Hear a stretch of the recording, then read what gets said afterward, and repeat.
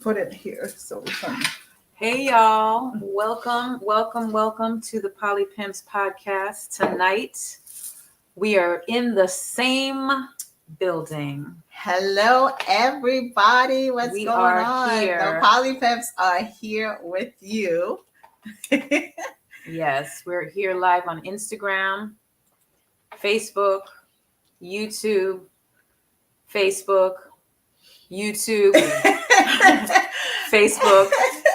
And remember to share the live. So should we toast to be in the same building tonight? Yeah, because I had to fly in. She took her flight in pretty early today, so yes, I am very excited. Came up here to the north. Came to the north. To the north side. Yeah. So the North Pole. Thank you for coming. I know most of you are eagerly awaiting the presidential debate. Not me. I already know what they're about to say. So thank you for joining us, since this is like the debate of the year, in my opinion. So yes, and we're gonna have a guest jump in at some point. Hey, Miquan. Yes. Miquan. Oh, love you too. Thank you. We love you back. So tonight we're going to be talking about the future of polyamory, what that looks like. Yes. Yeah. Do you like my pimp-tastic hat? I feel like I should have a hat too, so we can be pimping together. I feel like I'm getting into character. So yes. Yeah. Pimping ain't easy. It ain't. So the future of polyamory, what does that look like? I've been thinking about it a lot, because living this way. Wow, you're already we're jumping in. I was born ready. Are you guys ready? I mean, I feel like they need to warm up a little bit. Like, come on, Skai. It's just like everything else. I was born ready. I know you were born ready. But it's just like everything else. We got to get them ready. Slide it on. Yes. Yeah. Like the tip, a little bit at a time. Okay. Slow your roll. I'm an Aries. Okay. I like it. Never mind. When is Aries? Aries is forever, but it's March 21st through April 19th or 20th, something like that. Okay. Mm-hmm. All right. Well, yeah, we're in the sign of Cancer right now. Well, there's no rushing here. Okay, in the Poly Pimp business here, we don't rush. We take our time. What's your sign again? I am the queen of the jungle. Leo, right? Yeah. Yeah, it has to be Leo. Okay, cool, Leo. But yeah, so yes, like Skai was saying, tonight we are here to talk about the future of polyamory. Because, I mean, everybody we talk to, we have so many mixed feedback and feelings about the future of polyamory. But there's like so much polyfuckery out there too. I think that's why so many people are losing hope. Literally this week, somebody sent me a message, asking my opinion about certain things. But we're going to talk about that as we get into the podcast tonight. But yes, I think. Let me ease myself into this, but I think the when you mentioned the polyfuckery, I think folks who really want to live this way are going to do the work. Mm-hmm. Period. And just trying to navigate it from like, well, how does it work? Let me go on YouTube. Let me go on Facebook. Let me join a group. That's connecting. It is. But I really feel like when folks start investing and buying books and really studying, because it's a really different way of thinking. Mm-hmm. When they start really doing like the retraining of the way they feel about human love and interaction and commitment and relationships and sex, when you start thinking differently and doing the work, like studying it, they're going to have successful, long-term, committed, polyamorous relationships. Exactly. And also, I think what we need to remind people is the fact that automatically, if a polyamorous relationship fails, right? People are like, oh, it's because it's Poly's fault, Mm-hmm. I would have seen that from a mile away. Right. But when a monogamous relationship ends, it's like, oh yeah, it's no big deal. Move on to the next one. Right. It's like it doesn't matter how you love, right? It doesn't matter what kind of configuration that you choose for your life. People are gonna be people. Awful people are gonna be awful people. Right. And sometimes you're in a relationship and it does what it does and it did what it did, and then you move on to the next one. Whatever the relationship served its purpose or ran its course or whatever you want to call it. You came into each other's life for a reason, and you got to a point where it's like, okay, I think we're done. I think we've served our purpose to each other. It's not a bad thing because people always look at it as bad if something ends or transitions into something else. Most of my relationships always transition rather than Hey. end. What's happening, ladies? How we feeling? Hey, how's it going, sir? Excellent, excellent. Pleasure to be Yeah, here. that's Is the this one. no? But you're gonna be cut off. Is that okay? Hey, Jamar, what's good? I'm just gonna What's get going on, Sky? How you feeling? I am so. let's You want me get to just closer open together. it? Oh, okay. No, it's fine.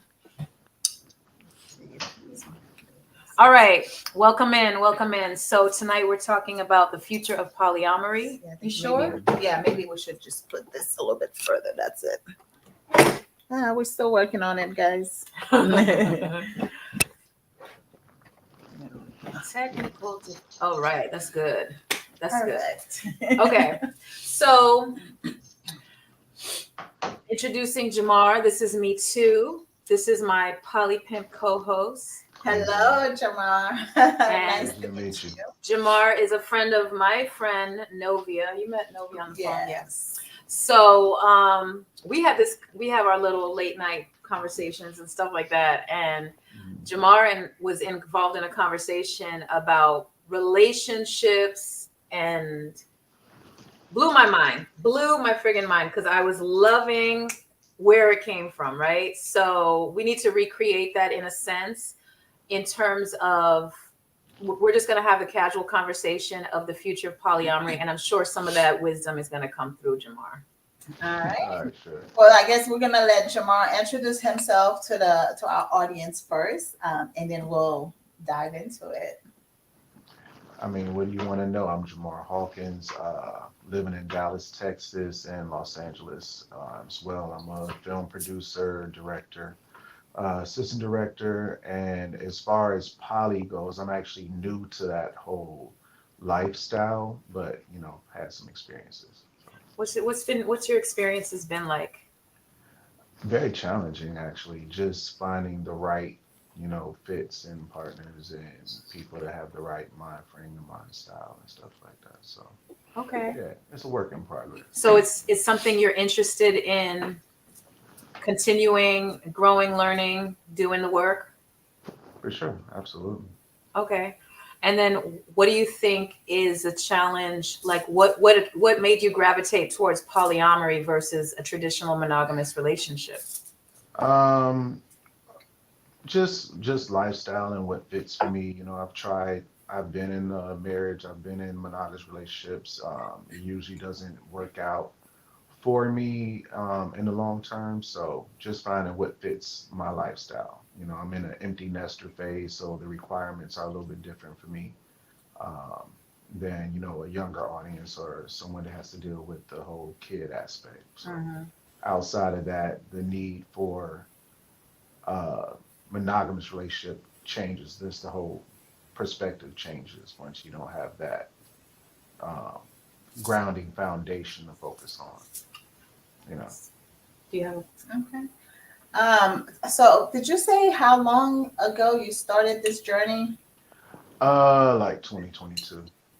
Okay. So I mean, your feet have been more than wet. So what direction do you feel like you're going? Like what are you looking for? Are you looking to build a poly pimp castle? Oh, we have that. Yeah, What y'all got going on over we're there? on that part. Yeah. I didn't mean to say pimp.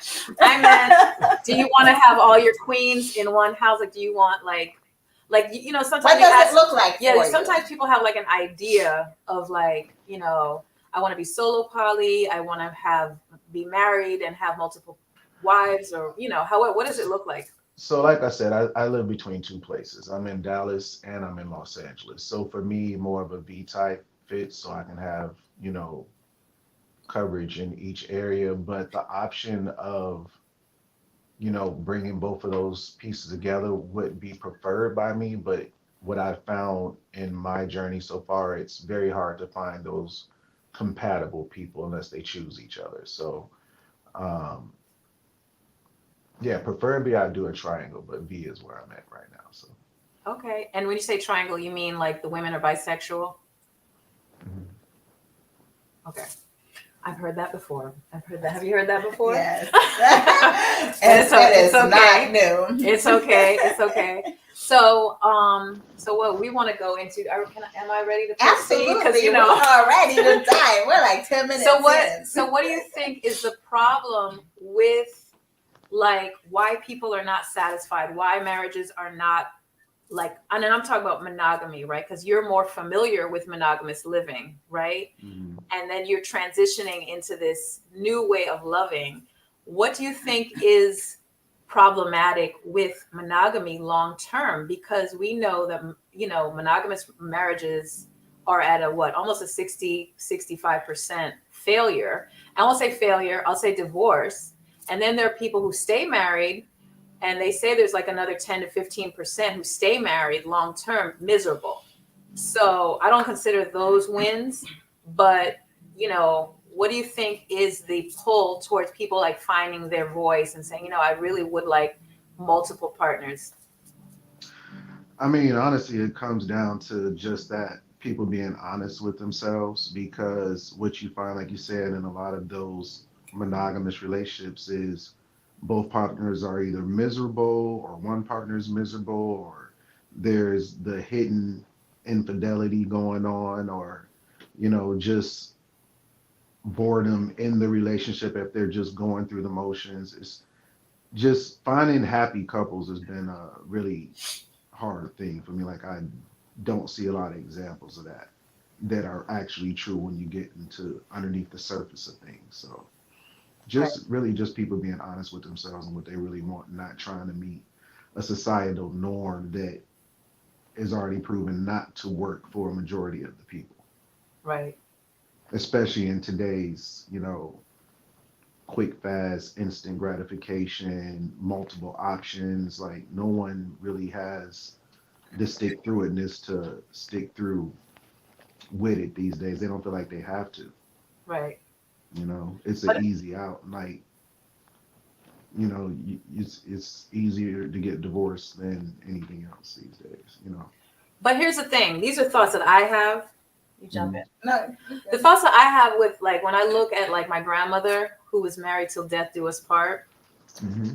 is, and then she even told me some of the stuff she had to go through with her husband, my grandfather. And a lot of people back in those times stayed married for the just the sake of this is what you do, right? And I look at a lot of people are finding joy in getting divorced because they did it and it was completed. I just find people like back in the day being like they suffer through marriage. Right. I mean, life is you're gonna suffer in any of your choices depending on what your perspective is. You know what I'm saying? Like one person feels like they're suffering, the other person is feeling like they're free. Like you already know, a majority of divorces are started by the women, not the men. So men will stick through suffering indefinitely if, you know what I'm saying, that keeps their peace. Whereas at some point women always get fed up or feel like they're giving up too much or they suffer too much and then they're ready to move on. So I mean I've seen people that have been married 25 years and then and the reasoning is always anything under the sun. Whatever. Yeah. Yeah, why? You know what I'm saying? So what do those vows really mean to people when they take them these days?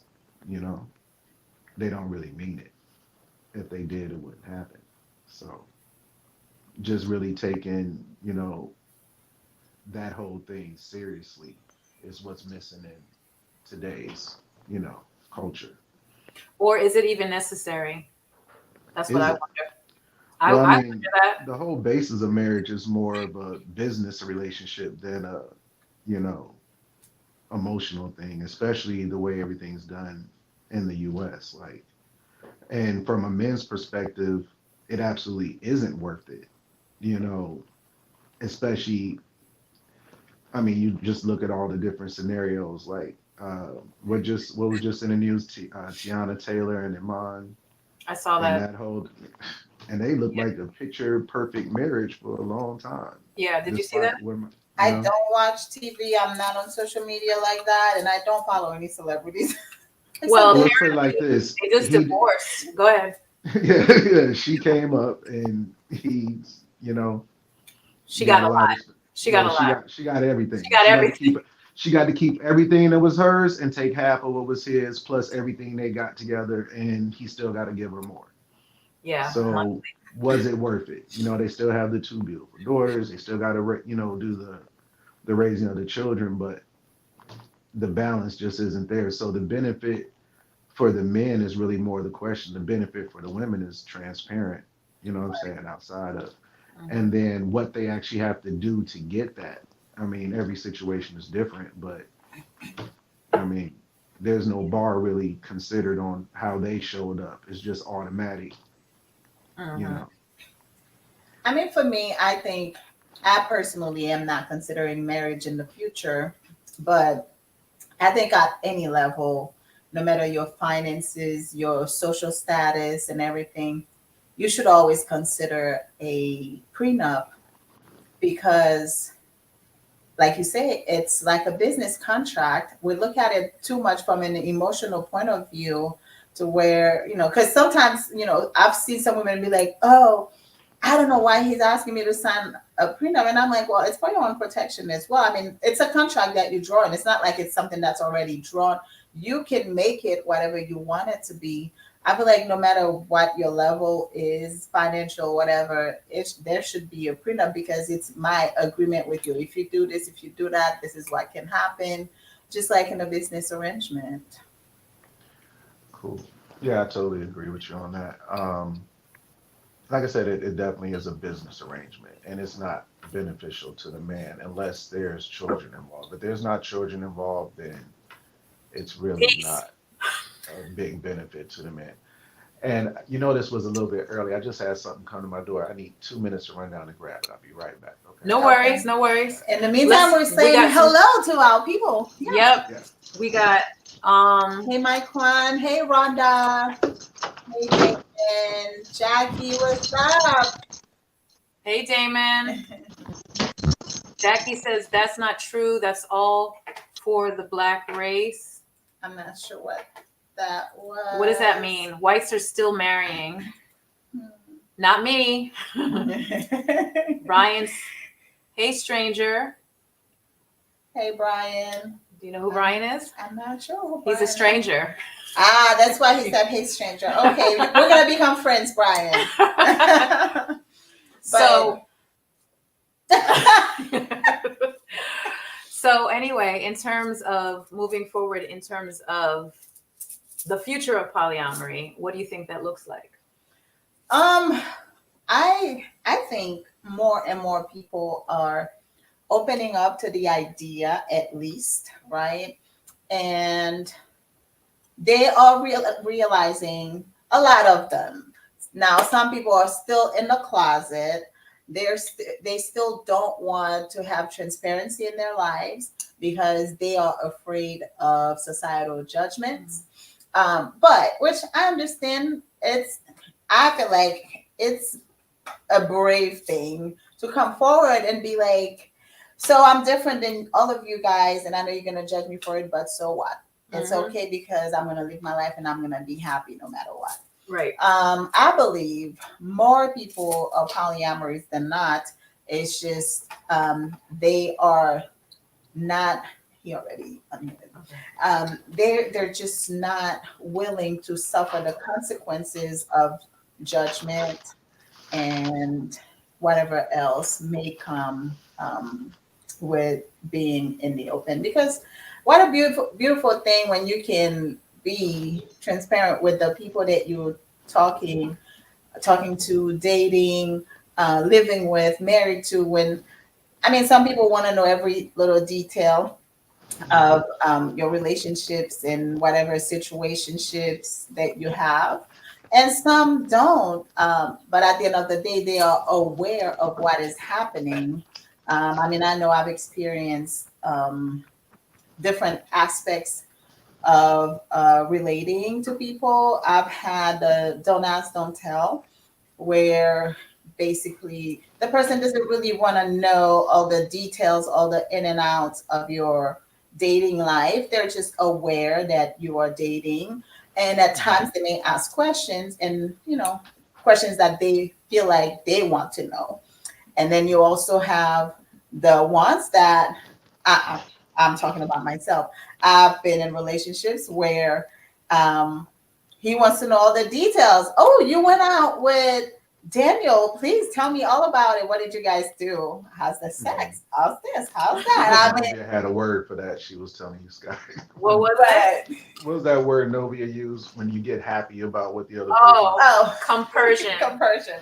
Compersion. Yes. Yeah. Some people, they live it, they breathe it. I am one of those people, but I can't say that I'm always compersive 100% of the time. I've had my moments as well, but you know, but it's such a beautiful thing to where I don't have to hide any parts of me.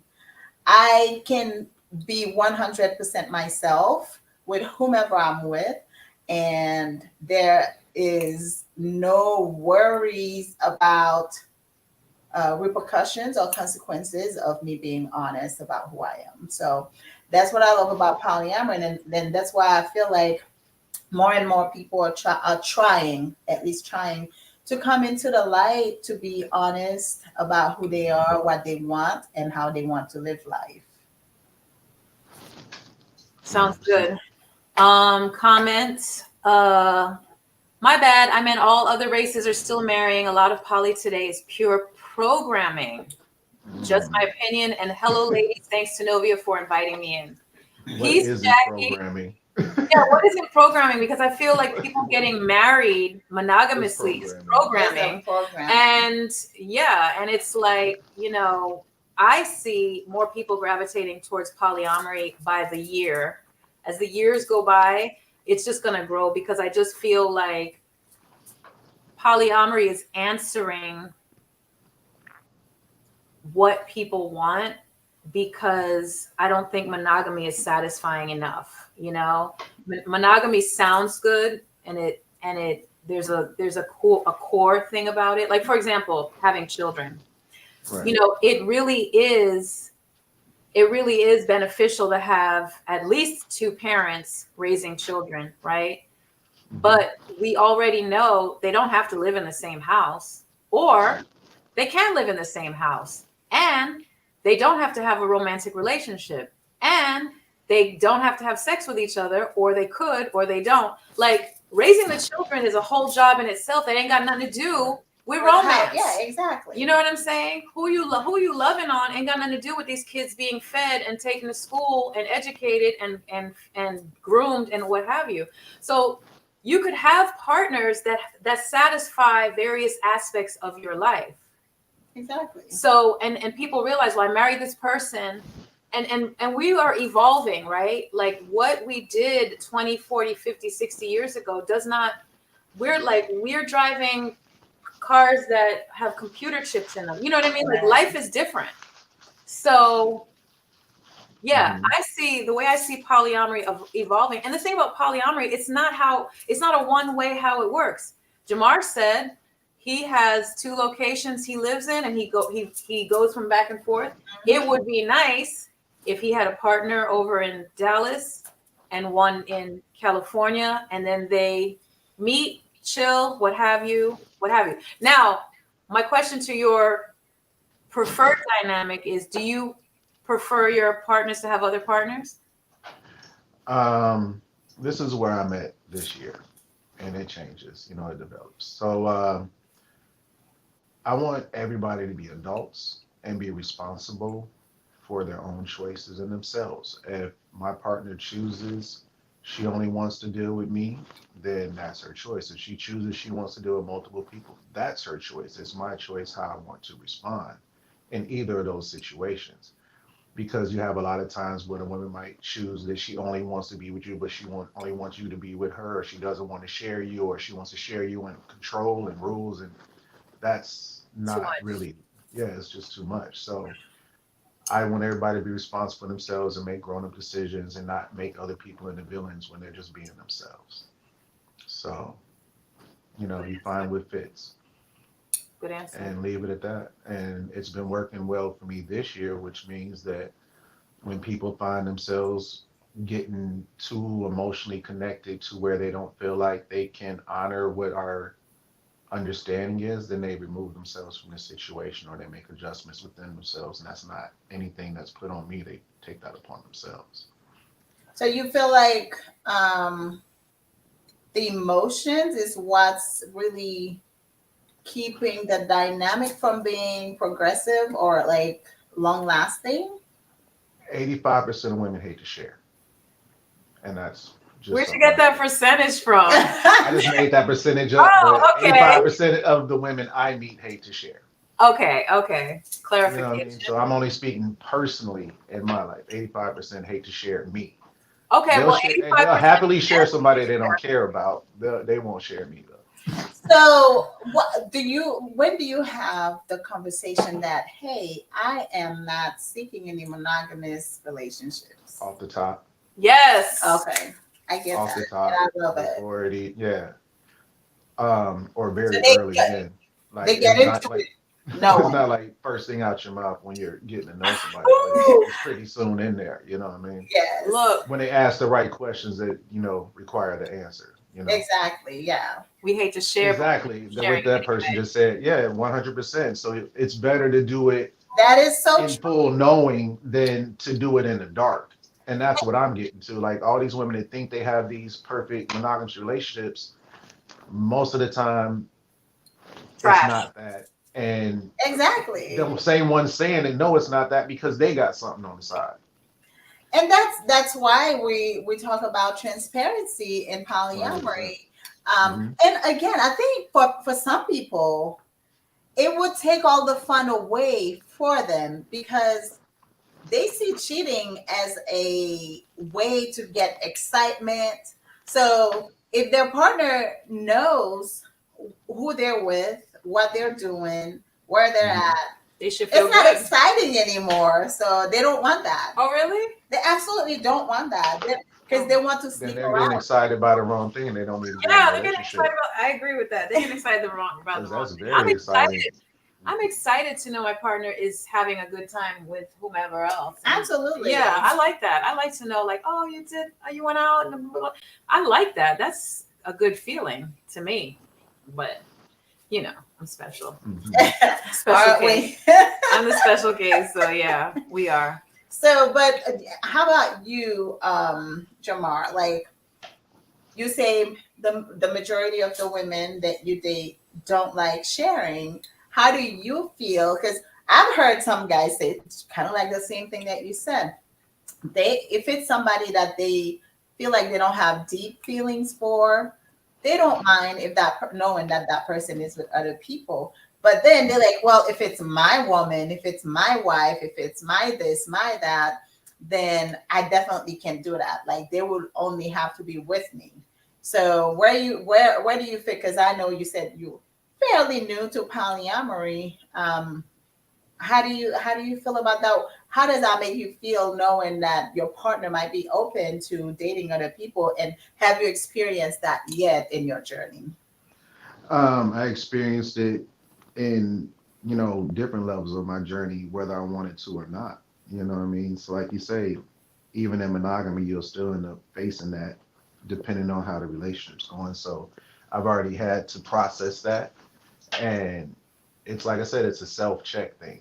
You know what I mean? So you have to know that going in, anything that you're asking for and wanting, that shoe fits on the other foot as well for the other person. So I don't really like hypocritical logic, anything. If I'm saying I want something, that person has the option to have that same thing. You know what I mean? And then How it does puts that it in a how fuller does that affect perspective you for each emotionally? person. Um, like I said, we're responsible for regulating our own emotions. Like that's big people work, you know. Um, that's self work. You have to understand and process your own emotions and know what your triggers are and why you're being triggered and deal with that and understand where it's coming from. Most of it is fear. And so you have to process that for what it is and take ownership of it and control it. You can't ever say, you know, you about anything. It should be I. You know what I'm saying?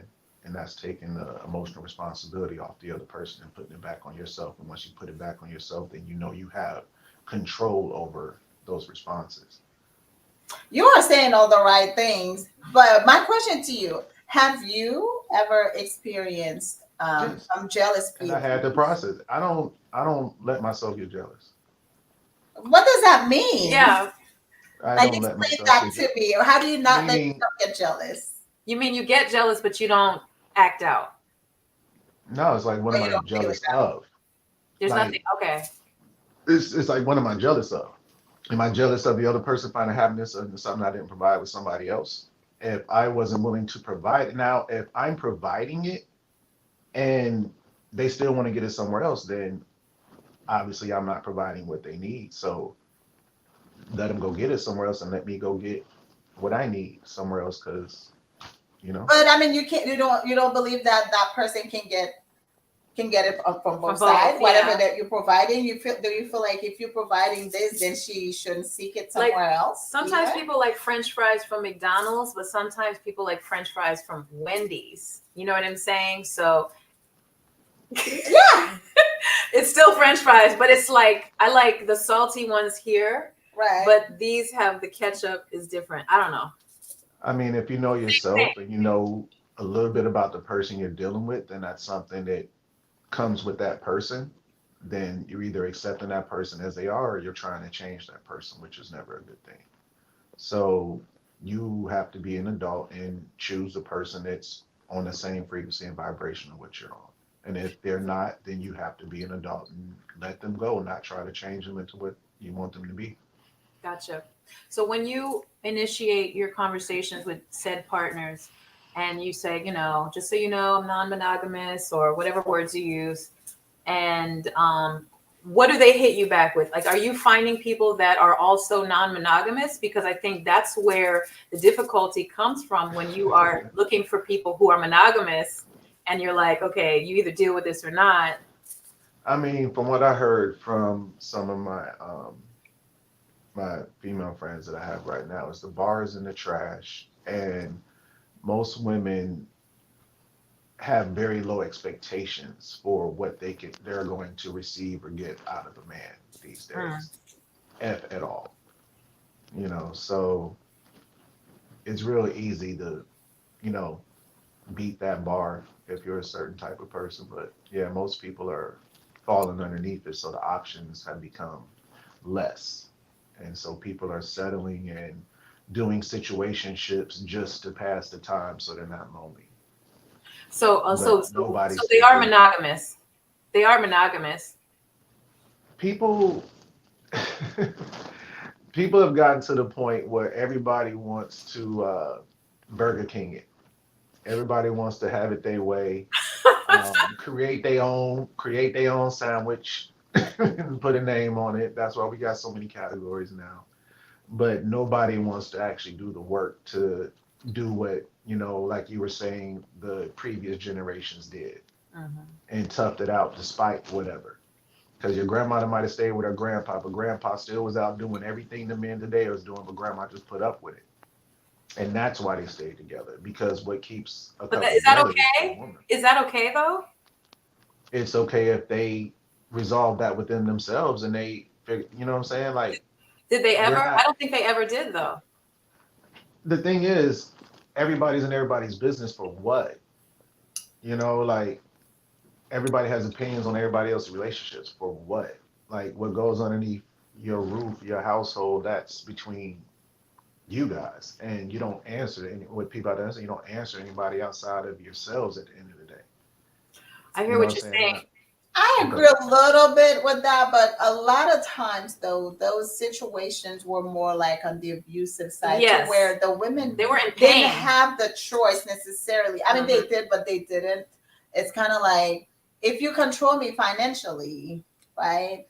And I don't really have anybody else to help me outside of this household, do you think I'm going to leave? So I'm going to put up, and a lot of, I mean, I've seen it. I growing up, a lot of men, they know they control their finances, so they're like, I'm gonna have this woman, that woman, and this but we can do about that's that. no But if you look at somebody else, I'm gonna whoop your ass. sorry to cut you off, but we don't have that dynamic anymore. Men lost that stand that foot holding. You know what I'm saying? Especially if we were going to get into ethnics and the different communities. Um, there's more women of color that are bringing in the bread for the households now, to where men don't even get to stand on that ground. So thus, most women aren't staying in any of those situations. You know what I'm saying? But also, men aren't acquiescing to these boss women, and the only men that are teaming up with these boss women that are now wearing the pants in the family are the ones that have been sort of made into like B-level men by their mothers and stuff like that. Used to a Mm. woman taking care of them, and women are literally enabling their sons and raising them in ways to where the next woman really wouldn't want them, or they're about to get a boy and not a man to partner up with, and that works for some of them because they can control the situation, and women like being in control of the situation, but they also are going to go cheat on that man because they're in control of the situation. So there's Hence, a lot of hence we have polyamory. exactly. That's where it comes in, because instead of having all this toxic behavior, we have. What are you eating? Yeah, I was trying to eat before the thing started, but we was on different timetables, so my food was already on the way. Oh, your Uber Eats came. Got it. Got it. Yeah, Got yeah, it. yeah, yeah. Aw. I'm gonna let Well, most of it get cold. I'm just sneaking in got it. Got it. Got it. quietly. Got it. It's okay. You But can have yeah, your dinner with us because we're having drinks. So Yeah, no, that's why I'm saying everything you just said, yes, I agree. mm, But also I'm saying, like, what would make this better? You're gonna have women that are gonna be boss, right? You're gonna have women that are not. You're gonna have men that are gonna be boss, you're gonna have men that are not, right? mm. Meanwhile, we're moving to the future. What does that look like? What do you think it's gonna start looking like? Especially when you open up the opportunity for people to have honest, authentic, transparent conversations and be able to move the way they want to individually. I think it's gonna look like a lot of confusion You think so? for a lot more time. Yeah, Hmm. like yeah, definitely. Word. Because You there's a think? lot to unpack. There's a lot to like. Everybody needs to get counseling. Everybody needs to work through. absolutely, because we all have issues, Yeah, right? And everybody needs to work through their issues because while I like some of the benefits of poly, it just makes the whole situation more complicated sometimes because depending on what the dynamic is, you just doubled your issues instead of simplify them if you don't have the right cohesion, you know. So I I can agree to some degree, yes, because like you said, we all need counseling, right? We should all be seeking help because remember, we come for our parents. Most of them, they didn't they didn't know what it was like to have room to express yourself, uh, like express your emotions, express how you're feeling about situations. I know I was not allowed to.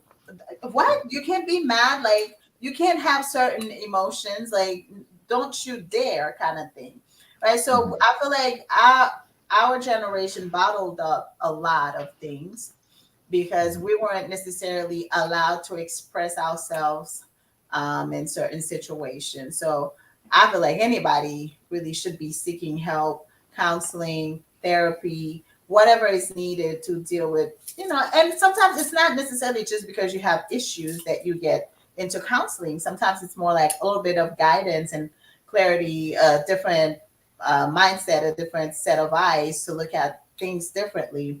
You get counseling for all kinds of reasons. But I also think that we are also evolving as a society, even though we still have a lot of setbacks, a lot of things that we wish were different. I mean, years ago, people who are queer or gay could not come out without fearing being killed or beat up or something like that. So we are moving towards positivity and a good future, but it's still a lot of work. It's still going to take time. And I think it's the same for polyamory. A lot of people would have loved to be able, because I know many people who are like, I really wish my partner, my wife, my husband would let me even have the conversation. Like they're not even open to having a conversation and understanding. And then sometimes you realize, I thought I wanted that, but after going through certain things, I don't think that's what I really want. But it was good to talk about it to truly understand why we would want that, where we're coming from, and all that. But most couples don't get that privilege to be able to open up to their partners about how they're truly feeling inside, and if they're thinking something differently than what their partners is thinking. And why is that? Because it's not a safe place for them. They don't feel safe to do that. Because if they do, then the person takes it very personally, or they're like, oh, well, it's ground for divorce or breakup, usually. Well, if it is, then it is. If your actual truth means that it puts some type of wedge in your relationship, that there's some type of ground, so is ignoring that truth going to? Oh no, I'm totally Right. agreeing with you. I feel like you should have the conversation no matter the consequences, because at the end of the day, you are suppressing who you are just to satisfy societal norms or your partner. I'm not condoning it. I'm just saying that's the reality that we are in. Most people don't feel safe opening up to their partners about certain situations. I know at some point I was trying to open up about certain things that I was feeling and wanting to experience with my partner. And it was an absolute, oh, we're not going to have that conversation. There was no room for me to even express certain things. It was cut off right off the top. So it's like I could choose to go talk to somebody else about it, and it could be potentially fatal or harmful or whatever, but your partner should feel comfortable enough to come to you to have a conversation. Nobody's saying that you have to agree with what they're saying or have to go in the direction that they're telling you that they're feeling. It's just being able to confide in my friend, because if we're partners, we should have a friendship. Absolutely. But many relationships don't have that foundation. They don't have friendship as their foundation. Right. And then I don't know if you've heard this terminology before, but not recently heard about it, but are you familiar with divorce proofing your marriage? I don't think I've heard the topic discussed in that way. You can enlighten me. So basically, Kenya K. Stevens and her husband Carl Stevens, they have a lot of polyamory books and books about communication and what have you. I believe it came from them about divorce proofing your marriage, and it looks like there is no deal breakers, and we're not speaking on the extremes where you're like a drug addict or a rapist or something. We're talking about most people are getting divorced on some technicalities. Yeah. Exactly. So that's not going to happen. So they wrote a book called Up Level Communication, which deals with the communication part. So the stuff that you're just talking about, like I have a friend, he got a divorce from his wife because his wife came to him and it's like, you know what? I'm kind of attracted to women.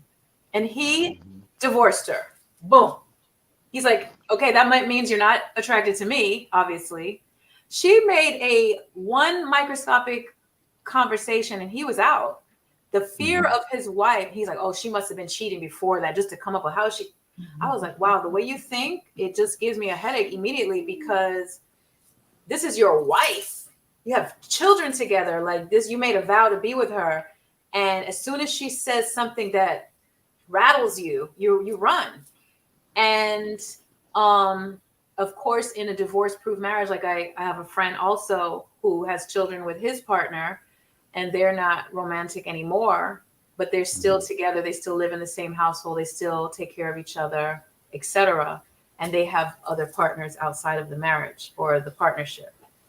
And but they got children. They're not going nowhere. They are going to ride to the end because they have a mission to stay together and raise these kids, you know, and maybe whatever else they have connected. But they also see other people, you know.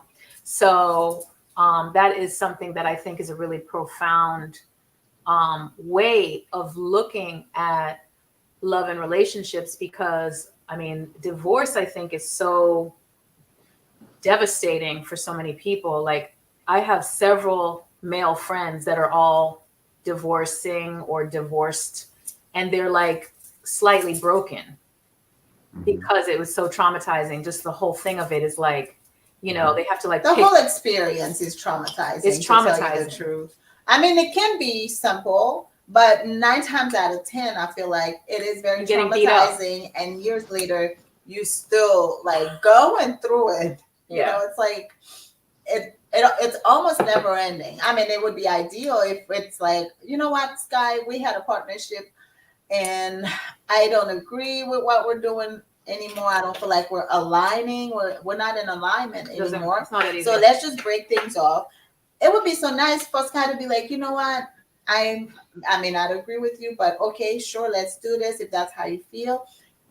She gets her stuff, I get my stuff, and we keep it moving. And we can decide, are we gonna be friends? Am I gonna see you and say, hey, Sky? Or do I cross the street if I see you on the same side as me? Like, where are we after this breakup? Yeah, people don't know how to navigate. But most of the people that I've seen, including my relationship, like they don't know how to navigate past I don't want to say failed relationship. Yeah, once they get you, the skills go out the window. Right. They don't know how to navigate. Yeah, they just don't even know how to together. They don't even know how to cultivate being in the relationship, much less once they got you, the work is done. That's it. It's like, oh, I got her, so I don't gotta do nothing else, and it's over, and we're gonna ride this out in as trash as we can. Right. So can't do it. I think that's why, you know, divorce can be very traumatizing, and it is definitely heartbreaking. No matter what it is, it's just it's heartbreaking sometimes. And it's funny because when I was breaking up with my daughter's father, I said to him, why don't we just like, you know, be friends? Like, can't we just like co-parent and be friends? Can't we just like, you know, this is not giving. And he was like, hell no. Like he was you weren't friends before, so you definitely cannot be friends after. I feel like we were friends before. That's how we started. We were friends, but he was like, he could not, like, first of all, he never wanted to break up. Like that was for years the bitterness of like, how dare you decide for us that you want to go a different direction. That was number one. Number two, the trauma that he put on my daughters, the trauma that he put on me because I wanted to like, but I never said I don't like you anymore. I never said I don't love you anymore. I just don't want to be in this. And he couldn't, the concept was like foreign to him. Rejection is hard. It's hard. It's just, but your maturity level is going to dictate your next, you know, how you navigate through it. Because I mean, you're going to get rejected a lot in life. It's part of life. Like the sooner you realize that and accept it, the better of a life you will have. It's just learning how to navigate rejection, you know. I think you got to navigate more than rejection. You have to navigate commitment. Right. Mhm. That's because what there is a lack of overstanding on how to actually stay committed to someone, that. because the representation really isn't there. You can say God and the Bible and I mean, but there's not many examples you're going to put out there that's still on last. We got a couple of couples that are popular that people can look at, but once again, you don't know what's going on behind closed doors. Behind the screen, right? Behind the screen, you don't really know what's happening in that situation. I mean, we all used to look up to Jay, Will, and Beyonce and Jay-Z and all these other people, and you never know what's going on behind closed doors. Never know. Never know. Because how many times people break up, people get a divorce, and everybody's like, why? What happened? Exactly. Right? Because you guys just said that about what's her name? Tiana? Tiana. Taylor, Right? yeah. They look like the perfect couple. You guys look like you were just fine. You look like everything was going great. You were so cute together. You were this, you were that. But you don't know what's going on behind closed doors. And then look at I don't know if y'all saw the Clippers series that just came out on, I think it was Hulu or Netflix or something, where Donald Sterling's wife still is married to him to this day. She ain't going nowhere. The man has $4 billion, and I think they have separate residence. Okay, but she's still legally married to him. She's still like part of the Donald Sterling Trust. That's a different type of relationship. I mean, they're 80 or 90 years old, so maybe like sexually I don't know, because at 80 I hope to still want a little bit of I want to be able to get it on. I would like to hope at least once a week or once a month or something. I don't know what the once time a frame. year. Something gotta break off at some point. You know what I'm saying? I don't know, but they're ride or die, And when you watch that film, that wife, she put up a lot of bullshit. I mean, she was sitting there while her husband is talking to the lawyer about, she sucked me off, and she wasn't talking about this first girl, the V. Stiviano girl. Was talking about previously. This one wife was sitting there while her husband is talking about getting blowjobs from these little young bitches that he hires and brings and gives them cars and money and throws money at them, and she has to sit there. And they were high school sweethearts, so they've known each other their whole entire life. Which means she never learned how to really suck dick, which is why he going. Maybe he just wanted a different flavor. Right? Maybe maybe she's not interested. She's like, now is she allowed to go have that same option, or is he block her? Hell no. Usually not. You know how it is. You know how it is. And it always appears that the woman, especially the older woman, loses her feeling of sexuality, and now she's dry, and she don't need nothing. She don't need no affection, no cuddling, no touching. And so and he still has a very workable thing, huh? And that's her name, Jada. Jada Pinkett? Yeah, she wasn't letting nothing get dry and old over there. Right. And neither are these other women. They got the pool man, the gym instructor. Like, you just won't know about it, but they is not. Just like you wouldn't, they wouldn't. Hey, I'm not mad at nobody. It's better at hiding it. I'm not mad at anybody. Hey, y'all. Hey, Ja. Hey. So that kind of thing is like, I think that like when you look at the viability of people creating the life that they want to create, it is out there. It is there. It is. I think it's easier now. Why? Because when we talk about, like, a lot of guys get really frustrated and upset when they talk about boss women and women who actually have the ability to make their own money, when in the reality, women have to, back in the day, the guy had to put out a lot. I remember I went out with this guy, and he was younger, of course, right? And he was like, everything is 50-50. We're going to eat, we're going to split the bill and all that kind of stuff. I was like, never in my life, but okay. So what did you do? Did you guys talk about that Yeah. before you? We talked about it, which I appreciated. We talked about it, but I was like, I don't necessarily feel feminine when I am paying half.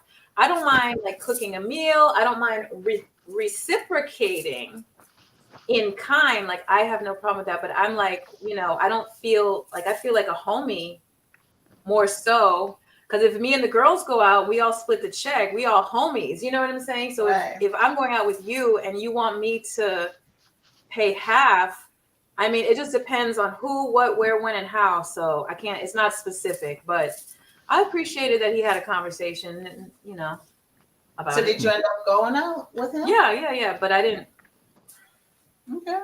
I mean, for me, I don't. It doesn't bother me. I've paid for dates. I don't mind paying for dates. I actually like paying for dates. I do. Sometimes I have I do no like- problem with it either. I do. I do like a first date paid for, but typically my first date is like, hey, let's go have coffee. Let's go have a drink. Like, it's never a big deal. I may do brunch, you know what I'm saying? So typically I'm not a big spender on a first date because it's usually most of the time we get to talking a few times to feel each other out and see if it's even worth going out on a date with you. And then if I end up going out on a date, now it's like to see, okay, is there any physical chemistry and all that stuff?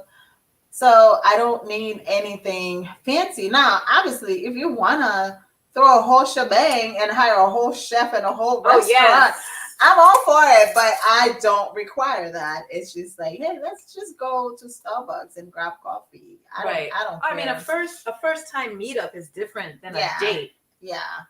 So most of my first dates have always been just very chill and relaxed where we can talk, because I always have like a million questions. I'm like CIA. I'm interrogating. But so what does the future of polyamory look like for you? For me, it's gonna keep going because I don't see myself living any other way but how I live now. Like I said, anybody who's watched our previous episodes, I feel like I've always been polyamorous, and I've always felt like I was different. So now that I have the opportunity to live in my truth, to be who I am without apologies, I feel like there's no looking back for me. Sometimes when I hear monogamy, I mean, kudos to the people. That's what they want. And it's great if that's what you want and you truly are living as a polyamorous person, as a monogamous person. But monogamy is not in the vocabulary for me anymore. And I can never see myself going back. Now, I may wake up tomorrow, follow my head, and have a revelation that I need to be monogamous. I don't know, for whatever reason, but in my real self, polyamory is the future for me, and there is no other way. So for me, do you want me to say what I would do? Hey, Jamar. Welcome back. Technical difficulties. We out here. I think I'm always going to be poly-minded. Like I see the world through the lens of like my glasses are polyamorous, right? But I don't necessarily think solo poly is the way I want to live forever. Okay. Because I have been in a relationship my whole life, like from like junior high school, as far back as maybe even in elementary, I had a boyfriend, junior high, high school. And I had like several chunks of these big long-term relationships. And I think that might be something that I want. So I definitely am open to like a primary partner, I think. And I was really I'm really not for hierarchy. So it has to be a primary under the guise of a non-hierarchical situation. If y'all need explaining, just ask, because I could break that down. I think that's self-explanatory. Okay. And Jackie says, and this is exactly why women accept poly, starts with accepting that you pay half on a bill, respectfully said. No, I don't know. no. There are men out here, Jackie, that what would the word be? That take care of women. All of them. All of them women that they see, they're generous and they, do. But I think women need to reciprocate. That's definitely where I come Because from. here's my thing. I hate. I've always said it, and I will continue saying it. I hate battle of the sexes. I do too. We each have a purpose. We each are. We have things that we offer that we bring to the table.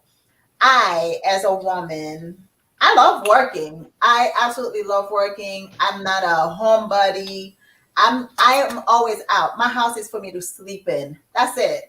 Every once in a while, I want to be here and just relax and chill. But this is just a place for me to rest. I want to be out and about. I've always been like that since I was a kid, since I was a teenager. I was never home because I always had things that I was doing. But I also love building a home, right? Um I love taking care of people. I'm a caretaker. Me too. So I don't mind.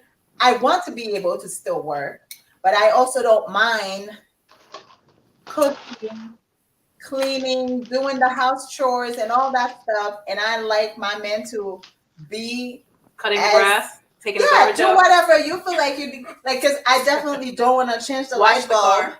Even though the light bulb is easy to change, I don't want to do it. I wash my car because obviously I don't have anybody to wash my car, and I have a certain way that I like to do it. So I do it.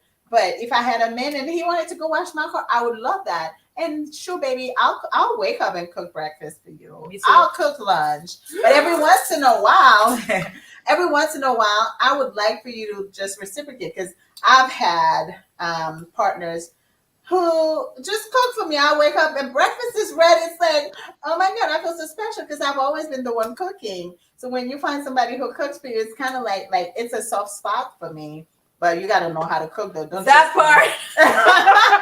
Don't just be bringing me anything. Don't be opening no can of. Because I'm a good cook. No, I'm a good cook. I am too. Okay, so yeah, I'd rather do the cooking. I've always been against battle of the sexes. I'm not saying like if you're a woman you can only do this, if you're a man you can only do that. It's just we all have things that we're good at. I know I'm good at taking care of people, making you feel special, taking a load off your shoulders.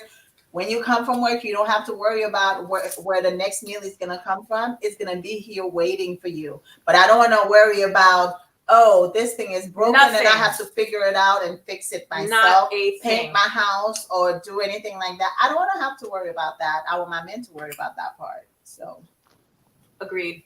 All right, Novia is in the building. Welcome, Novia. She came when we were about to be done. I know.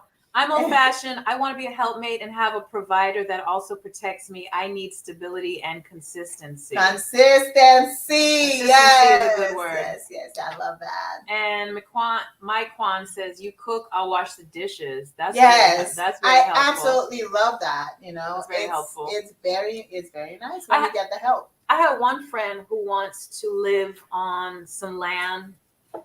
This is like the whole land thing. Get houses built, have like a partner in one house, another partner, his sister, his aunt, his mother, some kids, like just have like a compound. A community. Yeah. Not my thing.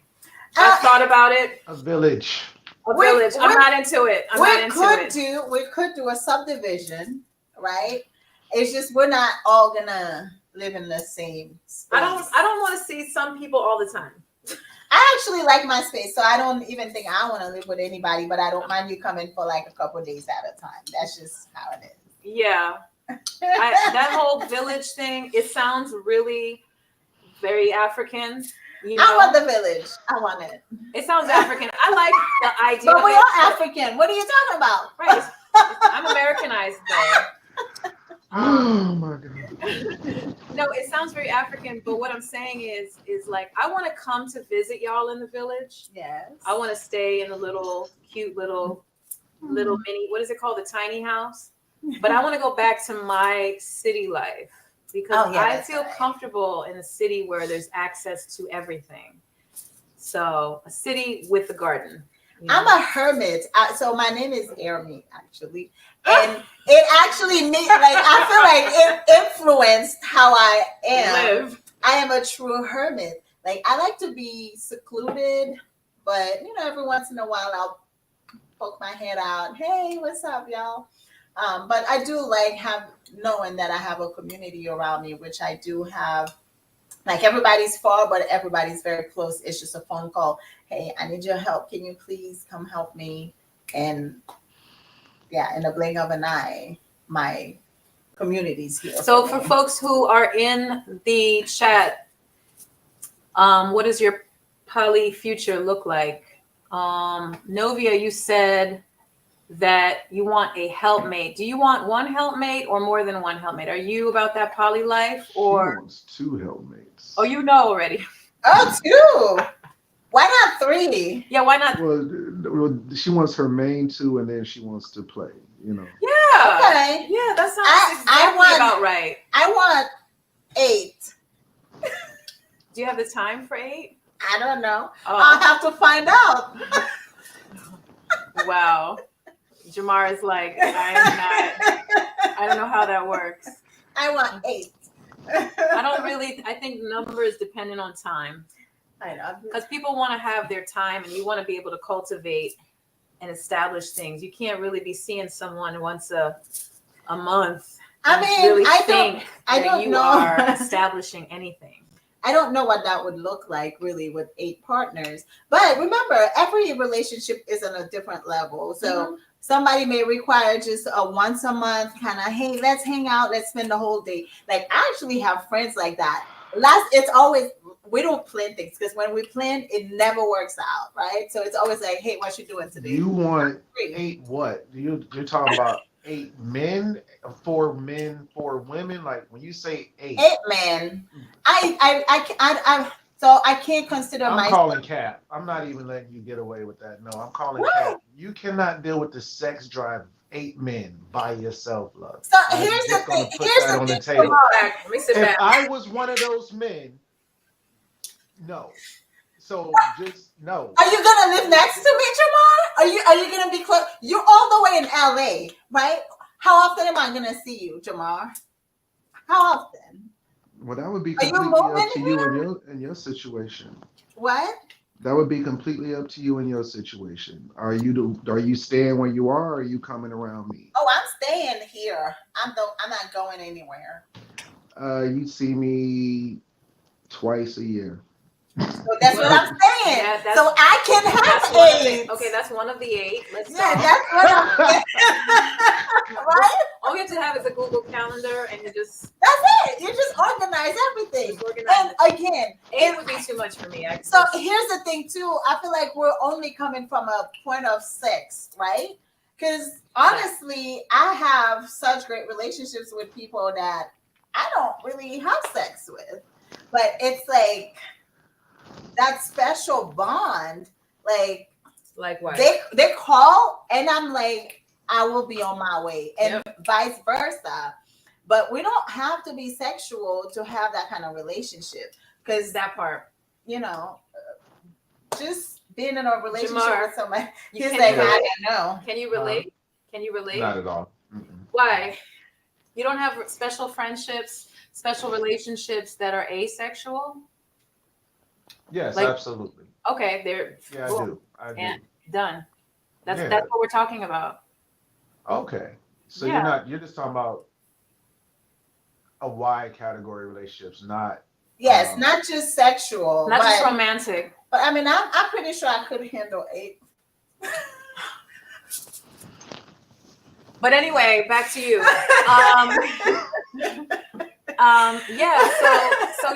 The fact of the matter is relationships are really like, that's part of the future that we should also mention, is it's really not all about sex. Like she just said, you can literally create your community based on relationships. Like if you have, as a woman, having these guys around, like I have guys I can call on right this second. You know what I'm saying? And if I was in a monogamous marriage, oh my God, I couldn't do that. I couldn't do that because it would look strange, it would feel strange, it would be strange.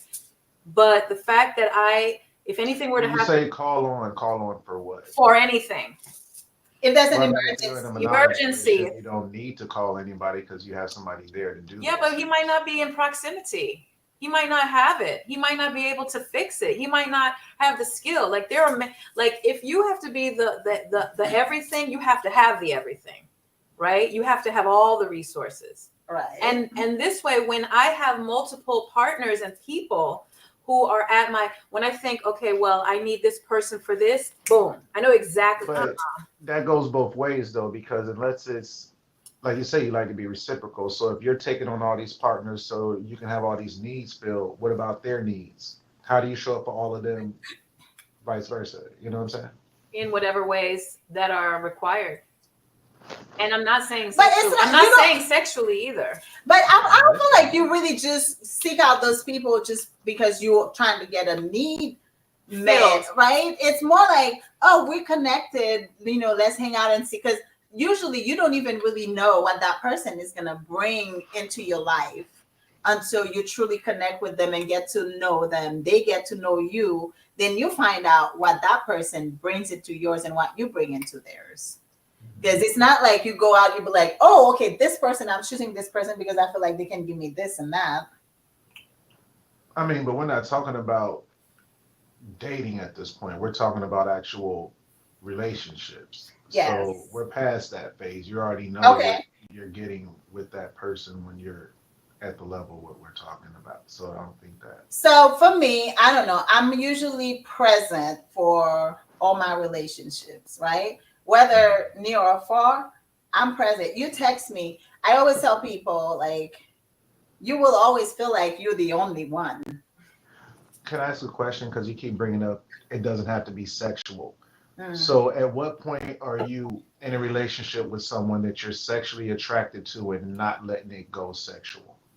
So it's hard. I mean, it is hard now. Don't get me wrong. Like, and I've been on both end of the spectrum, right? So I was in a relationship where he needed a break for whatever he was trying to go through in his life as far as the sexual aspect, but that never changed our relationship. Like, we communicated the same way as often as we did before. We still took trips. We still visited each other. We still went on dates. We just were not having sex. So, and that went on for just a few months until he figured out, whatever he was going through that he needed to figure out, until he figured that out, and then back to normal. It can happen. So, I mean, that situation wasn't a forever situation, but it was for months at a time, right? So it happens. Now, I think it's usually hard because one person makes that decision typically, right? It's either you come to me like, so I think I need a break. I need to work on this. I need to work on that, blah, blah, blah. It's going to be hard for me to accept, because how do you go from all cuddly, having sex, yes, to now we're not having sex anymore, right? But I personally can't handle that, because you know why? You're not my only source of sex. So the kind of sex that I have with you, I can't have with somebody else. But at the same time, my sexual needs are still being met somewhere else. Now, again, we all have different sexual relationships too with people. So so that's going to be hard for me, because I wasn't the one who made that decision, right? You're the one who needed that. So I'm just supporting you in that sense. And whenever you're ready, you just come back to that part of it. But again, the other aspect of our relationship never changed. We still went on dates. We still did everything, spent the night, went on trips, cuddled, because the only thing that was not happening was that penetration sex. That was it. We were still very intimate with each other, very loving towards each other. And That was it. I know it's hard to Imagine. wrap your head around a lot of times because people are like, well, if you're gonna like cuddle with Do me, all that. like, Why'd you take the I gotta sex stick out? it in. Huh? You're doing everything else. Why'd you take the sex out? Because they Like needed that laying in the for bed, themselves. cuddling, all of It this was, stuff. But but it was for them. It wasn't about me. It was what they needed at the moment. And I can appreciate it because I've come to a point where it's like I could use everything else but that. Like if the person can handle that part, because I don't necessarily need to be sexual with somebody at all times. So I need to know that my partner can support me in that sense. Like, is the sex just everything? Is it a deal breaker for you? If I'm not being sexual with you, do you feel like we don't have a relationship? um, like I said, I have friendships that have nothing to do with sex. I have friendships that revolve around sex. I have, you know, stuff that's a balance of the two. It really comes down to the individuals and Exactly. like I said, their mental and their ability to communicate without fearing what the other person is, going to respond and not being afraid of, the consequences of, being honest, with Mm. yourself and with Exactly. the other person. Like, if that means you guys aren't going to continue to deal with each other, and that's what it means. If it means that you just have to do each other different, you always have that person who can always feel confident knowing that they are doing everything with their eyes open. It's And, not. and Go ahead. part of like the breakup of a relationship is like multiple relationships because when you break up with someone, you lose that friendship, you lose that loving, you lose, there's different things that you lose from that person. Mhm. And sometimes you can lose one part of that relationship, like maybe say sex or it could be whatever it is. But you still have the person and you still cherish that part of them anyway. You still Right. have the friendship, you still have the hanging out, the dancing. Like one thing I don't want to go to no house party event with people who don't like house music. Like that right there is like a deal breaker. Like if you're not into house music, don't come with me to my events because Right. I need you to be all in. And so I gravitate to those people who want to go with me who are all in. Right. You know what I'm saying? So that's like um Novia says, okay, wait, She back it hit up. earlier. I'm definitely exploring that poly option. Okay. Okay. After 2 failed marriages, what can I lose? Lose. I mean, you still can lose a lot. I think she Miri, meant me too. okay, you sound like a Wonder Woman. So I'm just curious. You are solo poly because being committed to people just won't be fulfilling to you because you sound like every man's dream lady. So here's the thing. So that's another thing too. When you start talking to somebody, right? And it's on my profile, excuse me, on every dating platform that I am registered with. It says polyamory. I plastered on my profile. The first thing you see is like, and I Same. put it in capital letters, all capital letters, literally shouting at you, I'm polyamorous, so don't waste your time, don't waste my time. And so then the first conversation, I mentioned it again. I hope you read my bio. Please make sure. Go read it again. Yes. And then they're like, oh, yeah, that's cool with me because I don't want anything serious either. And I'm like, No, where did I mention that is I was not what we're lying? saying. So wait, you guys say poly, but you're solo poly. So aren't you just more ethical non-monogamy than poly without having the partner? No. So solo polyamory is more like you are your primary partner. You kind of dictate how you move. And basically, Sounds like Burger King to me. right? Have it It your just way. sounds like Yeah. you're just It having could it be your have it way. your way. Yes, It could be it have it is. your way. Because I'm not necessarily looking to move in with anybody. I'm not looking to get married, but I am in committed relationships. You know what I'm saying? So, because people always see it as, oh, so you don't want any commitments. I No. hate when that happens. Oh Right. my God. That's not what that means. Because all my partners, I am very committed. I actually have long-term relationships One of my partners has been 4 years. Another one has been 2 years. Like, I have long-term relationships. I am committed to those people as much as they are committed to me. It's just I make my own decisions and I move how I move. I respect how they move and they respect how I move. Now, we are very respectful and very mindful. I can't find the word that I'm looking for. Considerate of each other, you know. I'm not here to hurt you, but if I'm trying to move to Dallas, let's say, for example, I'm not seeking your permission. I will let you know, hey, this is what I'm about to do, and this is why I'm doing it because it's best for me right now. I make decisions based on my own needs primarily.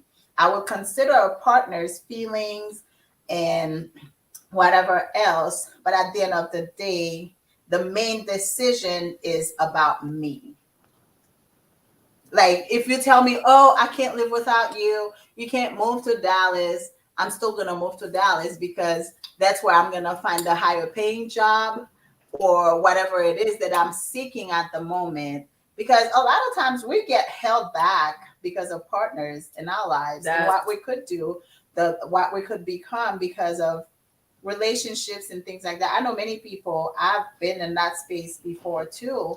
You don't progress because you can't. You can't because you don't want to hurt your partner's feelings. So I am my primary. So most decisions I make. She's autonomous. Yes, I love my autonomy. Again, I will consider you, and if we get to that point, I will try to figure out. Okay, so how can we make this work? If you still want it to work, while I make these moves, I will consider you in that sense. But I'm not gonna make a move because you are uncomfortable with it. Does that make sense? Makes perfect sense. So, what were your questions? You start looking up in the clouds. He's like, I react as I need to. I don't know which reaction you're referring to. Oh, I understand what I'm not the same. I definitely, like I said earlier, probably eventually would like to find a partner that wants to move through reality with me. But whenever. How does that look for you? It looks like a marriage.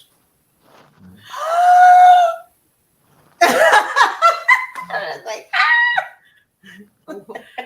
Such reaction. I said it looks like.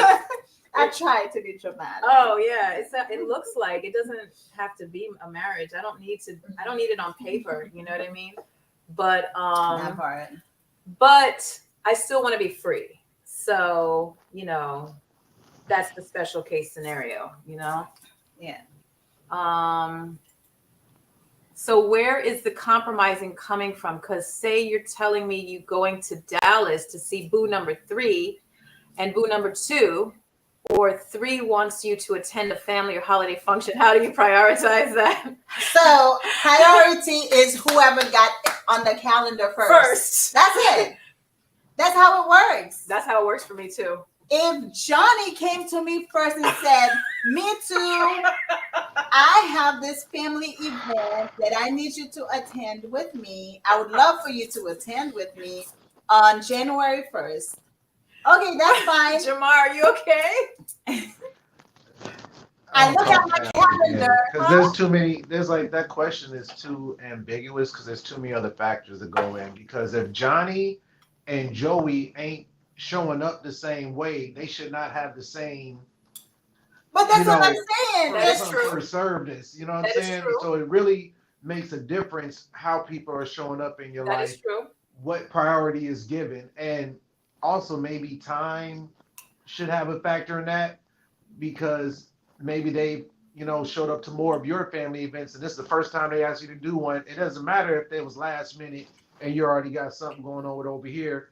You should be showing up for this person because that's, what I mean? Like, it's a lot of. For me, though, I don't think it's that cut and dry. I agree with where you, the Mark. complication is going to come in at. Most of the time, for me, though, it's the first come, first serve for me because when I commit to somebody, my yes is a yes all the way through. If I don't show up after saying yes, something happened. Like I died or something. Not I I'm died. just, I'm just saying, like if I say yes to you, Jamar, I'm gonna come to this event with you. And then Sky, even though I am very close to Sky, and she comes, it's last minute. It's like, oh yeah, can you do this for me, or can you do this with me? I'm like, I'm sorry, I already have a prior engagement with Jamar. Now, depending on how it is, I don't like to do that. Depending on the urgency of Sky's demand, I may ask, hey Jamar, something came up that might be urgent, not more important, more urgent.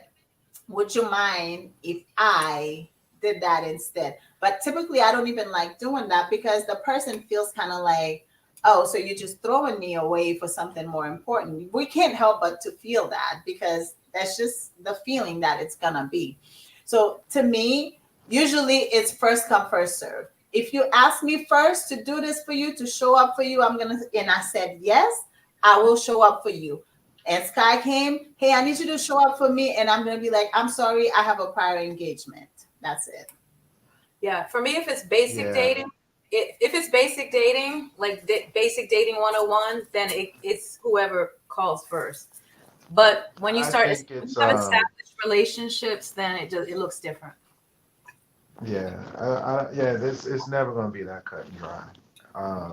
Yeah, I mean, like, I'm not saying it is cut and dry. If you treat it that cut and dry, you're going to end up cutting yourself dry. I'm not saying it's not cut and dry. 90% of the time, though, it's gonna be like that. Like, because, like I said, when I give a yes to somebody, typically they can count on me. You know what I'm saying? Like, if I say yes to something, I'm gonna see it through. But again, that's a 10% margin. It's kind of like, okay, let's see if we can rearrange this if there's a priority, not priority, but more of an urgency. I see none of the obstacles in your future because you're juggling 8. I don't have the 8 yet, Jamar. I'm saying I'm working on it. I don't have the 8 yet. You know. So Novia could remember this little problem I had once. I was actually living with one of my partners and dating other people like regularly. Mm-hmm. And he was like, you never make time for me. And I was like, you never ask me out. Like, how do you expect, why don't you say on Monday to keep Friday available? Because, you're not doing that. Novia was right there when that happened, actually. Sky, you see what your friend just typed, right? Okay, where are we here? Novia's on in the. Oh, sorry. Down. Hold on. Let's go through the first ones. But not the importance of the matter. I wish someone would cancel on me because their other boo want to be a crybaby because he's coming to see me. There will be an important family poly meeting. Wow. Because she wants to be the. I'm territorial. I'm territorial. It's a no canceling on me. Damn it. I don't know. Like, what is this? Oh, it's the same. Yeah, but like I told him, like, you don't even ask me to go out. Like, you just expect that we live together. You get prioritized. And I was like, yeah, no, That's not how it works. That's not how it works. You need to, like, put me on the calendar. But like you said, Jamar, I'm not disagreeing with you because it depends on who shows up how. Because let's say, for example, one of my long distance partners, right? I haven't seen him in like, let's say 3-4 months. And all of a sudden it's like a last minute window. Hey, our schedule is syncing. It's perfect. Can we make this happen? I mean, you best believe if I had a commitment with one of the local partners, I'm going to be like, hey, can we revisit this? Because this is what needs to be prioritized right now because I don't even know when I'm going to see this person again. So, yes, there's that margin. The person that put in the least amount of work gets prioritized over the person that's been 10 toes down and available and Who's But saying you should be this person- understanding. just because this person is local doesn't mean that they have a stronger connection. Because again, this person that's long distance, I may have a deeper relationship with than the person who's here. I've experienced that. I've experienced that where a long distance I was closer to than the person who was local. So I mean, it happens. I don't think it's a matter of distance, proximity. It's more like the connection that is already established with that person. so if that connection is more desirable, why aren't you pursuing being around that connection more than the ones that are less? It's not necessarily more desirable. Everything is desirable, You just but said it. the circumstances may be different. The circumstances may be different. Let's say that person has Lives to work in overseas, Los Angeles. right? Or yeah, you live in Los Angeles, Jamar, and your work keeps you there. You can't move around that much. I have a business here that is a physical business. I can't take time off all like that. I have younger children, blah blah blah. So our schedules are not always in sync, but we stay very tightly connected, right? So who's to say that our relationship is not super tight just because we have so many miles in between us? Now, this weekend, it's like, oh, work so happened that it's not going to be busy. I can't travel necessarily, but if you come to me, it would be great. And I'm like, oh, let me look at my calendar. Oh my God, yes, I'm actually off this weekend at work. I don't have that much going on. Let me just hop on a plane and come meet you for 2 days. If I had a dinner date with Johnny here and Johnny lives here, and I'm like, hey, Johnny, I know we have this dinner date. I will make it up to you. Let's meet on this other day or whatever, but I have to take this trip. Depending on the kind of openness that I have with Johnny, I may say, so and so became available, and you know how it's long distance, blah, blah, blah. I need to go meet them. Or if Johnny said, don't ask, don't tell, I just tell him something came up. I have to handle this. And that's pretty much how it's going to work. And I'm going to come to Jamar. Jamar, I get to see you for 2 days because I don't know if I'm not going to see you for the next 6 months. You don't find understanding in there? I hear what you're saying. It sounds amazing. In my experience, it doesn't work like that. It's always worked for me so far. So far, I've not had any issues. But like I said, I think it depends on the connection that you have with each person. Are all of the partners in this dynamic competing for attention, effort? I have an answer for that. All right. I think my answer for that would be, this is what's funny. The comment. Oh, I didn't read it yet. Is everyone competing for attention or effort? I think more so it is the ability to have different experiences. Yes. And so, when you rewind the movie in your name, you want to enjoy. Jamar, What I do? I'm listening. I'm looking at your body language. It's the ability to have experiences, period. You enjoy. Everybody just wants to be single and nobody wants to be married. Because all of this talk Is marriage the goal talk. for everybody? Is that the final goal? Is that the It's goal? all single talk. It's like you want to be single and have experiences. And then once you're done having all these experiences, you want to find somebody that wants to commit to you post all these experiences. See, this is like coming from a monogamous point I never of said view. that. I never said that. You said no. When you said earlier, eventually I want to settle down in something, and it looks sort of like. Okay, let me clarify. I am seeking a primary right now. Like when I say eventually, it means when I meet that person. Okay. So it is like right now happening. So I'm not waiting till I'm 70 and dry as leather.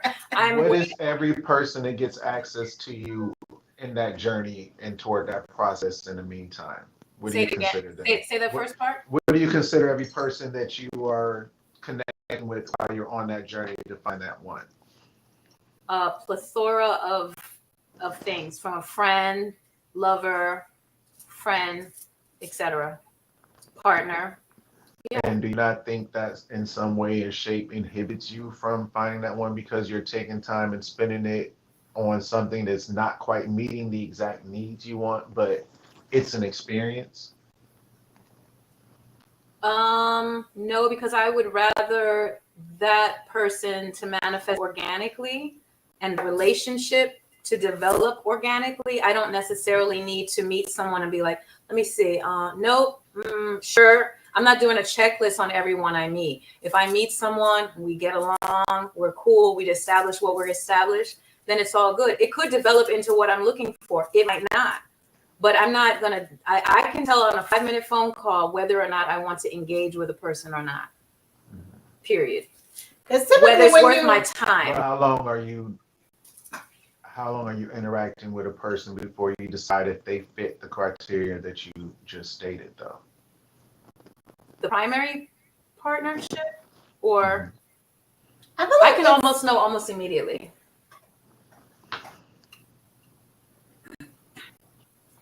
So if you know immediately that they don't fit what you're looking for your primary, you still entertain them for non-primary just because? I mean, I don't really have a roster that big, not that big, but I do have friends that I enjoy. Let's put it that way. For the little pieces that they fit. You're diminishing. No. I'm the value of a whole human being who brings joy. I'm trying to understand what it is that you are stating. Okay, so first of all, the fact that I'm poly means I can have multiple partners and a primary. I'm not going to start crossing people off because they don't fit the primary, because the primary is a goal, but I also want to have my other partners. Anyway. I see you, Jackie. Here's the thing. Wait a minute. Wait. Go ahead. I was just gonna say, you have different kind of friendships in your life, right? You have some friends that you can just go like, hey man, this and that, blah blah blah, or whatever. If it could be a woman for you, that you could just like lay it all out with that person. Like, this is your person that you can go to for whatever reason, right? And then you have other you have other friendships too that you are close to, but things are just not the way it is with this other person. So I feel like it's kind of like that with relationships. And sometimes, and again, time doesn't mean level of importance, right? Because sometimes you meet somebody and within a year or two, you develop some kind of connection that's like deeper than somebody that you've known for 15 years. So it really depends on your connection with that person. So you can decide, or whatever your connection is with that person. Because a lot of times when we have that checklist, we overlook a lot of red flags, that we should be paying attention to. So I feel like organically is the ideal thing. You don't want to force anything. Just kind of like friendships. Everything is something, and relationships is the same way. It's just you have the sex factor most of the time that's going to come into play. That's it. All right. Jackie, at this point, everyone's doing whatever they want so far as relationships or whatever. LOL. I got a name for it, and it ain't poly. LOL. It starts with an S, though. LOL. Dare I say it? Selfish. Or self-centered. Yeah. I don't think so. I don't agree with that. But a lot of times you kind of have to be selfish to take care of yourself. So. All right, then there's some inside conversation here between Novia and Jackie. And is this open or poly, or is there a difference? I thought poly was more cohesive and stable, seeking understanding. Okay. Do you want me to You go ahead. Okay. So an open relationship is usually a relationship where the partners agree that they can have other sexual partners. That's what an open relationship is. Polyamory is a relationship where you can have multiple lovers, multiple relationships, and it doesn't have to be sexual. Can you expand on that? Yeah, I mean, that's pretty much what it is. So, just like Sky said, usually an open relationship only involves sex, and somebody's gonna flip out if any emotional connection comes to play. Mm-hmm. So when it's open relationship, there is no emotional, it's all sexual. And the other partner has to approve. You gotta have your stamp put on it. In polyamorous relationship, usually, Sometimes. yeah, it's typically pretty open. I mean, it has the open side of it, but everybody has autonomy and you have agreements, and it could be either emotional or just sexual or both. It doesn't have to exclude anything. So that's pretty much what I feel like I could add to it. Hopefully that answers your question. And Novia says, bingo at K Coleman, I need to feel like we're going somewhere because I'm not here for a fun time. I want to build something special. And it's fine too. A lot of people are looking for that, and you can find that inside or outside of polyamory. It's just make sure that that person is on the same wavelength as you. So for you guys, what is the benefit of being poly? Personally, what is your personal benefit to being poly? For me, it's maintaining my autonomy while just experiencing beautiful relationships. What are you building? Or what is the overall goal? Just to have the openness to be able to interact as you feel freely, and that's it? Or is there some other underlying benefits just besides the interaction options? I can tell you that marriage is not my ultimate goal because I don't want to be married again. Mm-hmm. I don't want to cohabitate with anybody. So, because I know that's typically the main goals that people are seeking in building relationships. Relationships to me don't have to end up there. So it's just as long as I can still love you want you, to keep your dominance in the relationship. not dominance, Freedom. my autonomy. Is freedom a good word? Freedom, autonomy, being able to live how I want to live. Like you're not restricted. When I say dominance, I mean control. You Like want to control of what? because Myself. which is you want to be the dominant person in your relationship, meaning you have the ability to make the decision for yourself. Like you say that anatomy, or however you said that, autonomy, yes. Autonomy for yourself, and you don't want to be submissive to another person. Not necessarily not submissive, because what are we talking about? It depends on the level of submission, and why do we need to be submissive to anybody? Like, as long as I have my autonomy, don't hold me back, because it's kind of like, people steer a car. What's that? Can two people steer a car at the same time? What do you mean? Oh boy. Can two people steer a car at the same time? If you put a steering wheel on both sides, can both of you guys steer the car at the same time? If there's two cars, yeah. No. If there's you're in the same car. Well, this is not it. We're each in a different car. We're just on the same road. That's it. We're just going in the same direction. Listening to a different song, getting off at a different exit. No, I'm just saying. I don't know. We're each the driver of our car, which is our life. I'm the driver of my life. You're the driver of your life. And we're on the same road, heading the same direction. I understand. So we're on the same road, headed the same direction. I decide to get off at this exit. Enjoy. Do you follow me or do you keep going? It depends on the situation. Some situations I will follow you, and some situations you may have to follow me. We just have to decide the direction y'all are going. Yeah. Like, and when each person needs to take the lead on something. I'm not opposed to following somebody because I don't know everything. But see, this is where it gets complicated because there's 8 cars in yours, well, 9, in your situation. Your goal is to have 9 cars right Right. now.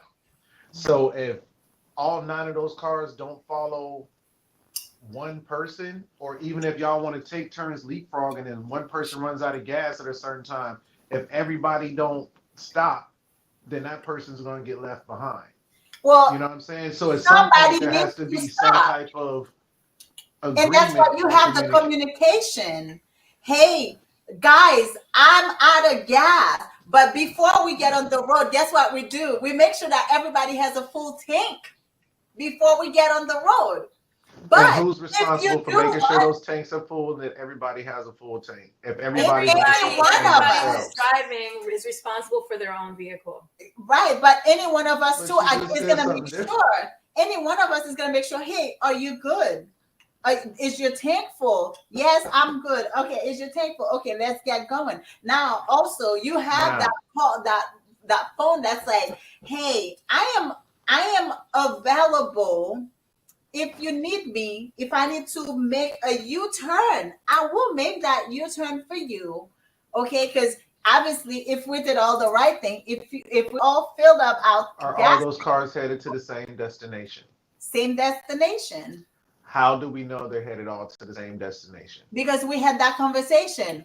This is All where we're all going. 9 people had a group conversation about the destination, or is this individual conversations? We hope It could we be all going the individual. same It way. could be individual conversations, and it could be a group conversation depending on your dynamic. For me, it is individual uh, conversations. It's like, hey, Jamar, I'm going to Lawrenceville. I'm gonna take 20 to get there. I don't know what you're choosing to take. I don't know if you're gonna take 85 or 985 or 400. If you take 400, it may take you longer, but you're going to get there at some point. I feel like for me, the best way to get there is to take 20. So meet me there. This is when I'm going to be there. And I say, Sky, this is where I'm going to be. I'm going to be in Lawrenceville. I'm going to take 20. I give you the same information that I give everybody. And you meet me whenever it is possible for you, whenever it is convenient for you. You don't have to take the same route that I'm taking because you may want to stop at Quick Trip, but because there's no Quick Trip on 20, there's only Racetrack. So it depends. So you have the freedom to go at your own pace. I'm not a long Are distance you going to driver. wait around until I get there and I'm taking Yes, my own I'm space? because I told you that's where I'm gonna be. I'm gonna Okay. be there waiting for you. You can get there now. I have a question. If I decide to go to Atlanta at some point, I'm gonna let you know, hey, I was waiting for you and I decided to go to Atlanta at this point. So you're not here yet. I was expecting you to be here at this point, but you're not. This is where I'm headed. So I don't know what you can communicate to me what you want to do at this point. You have the ability to communicate to me what you feel like that, I'm tired. I think I'm just gonna stay in Lawrenceville for now. And then I'll see tomorrow when I wake up what kind of mood I'm in to meet you in Atlanta or not. It like you have that autonomy to decide for your person because a lot of times we put so much pressure on people to do what we want them to do at the pace that we want them to go at. It's not always feasible. So I feel like for me, that's the best part of polyamory. Okay. Now, you mentioned the word submissive. For some reason, I think that when you hear That about did women, come out my mouth. say it again. What was that? Anyway, I don't see why a woman couldn't submit to a man polyamorously. I do it all the time. That's my natural way of carrying myself, to be honest. Mm-hmm. I lost you for a second. Went out for a second. So I said I'm naturally submissive. So that is the way I carry myself in all of my relationships. What are the boundaries or parameters in your relationships or your commitment to one another? Clear communication, transparency. I am always 100%, 200% transparent in my moves, what I'm doing, where I'm going. Some people are information as needed. Don't volunteer shit until I ask you, and I abide to that. And some people, they want to know up front. You ask what you want to know, and I will answer whatever you ask me. That's pretty much it for me. Now the question is, what are you comfortable knowing? You know, so I'm always open with my partners. Ask what you want to know, and I will tell you what it is.